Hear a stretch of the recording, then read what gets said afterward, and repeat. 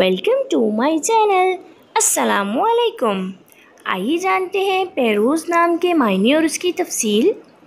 हमारा आज का बेबीज़ बॉयज़ नेम है पेरोज़। पेरोज़ के इंग्लिश में स्पेल्स हैं PEROZ, पेरोज़। ये एक इस्लामिक नेम है और लड़कों के लिए रखा जाता है ये नाम। इस नेम के मायने हैं कामयाब, पेरोज़। इस नेम की तफसील है पेरोज़ अली, पेरोज़ अहमद। इस तरह से हम ये नाम रख सकते हैं। आप भी अपने नाम का मायने जानने के लिए कमेंट्स में अपना नाम लिखें और मायने जानिए। एंड अपने नाम की स्पेशल वीडियो बनवाने के लिए भी आप मेरे कमेंट बॉक्स में अपना नाम कमेंट कर सकते हैं। And please like the video, subscribe my channel.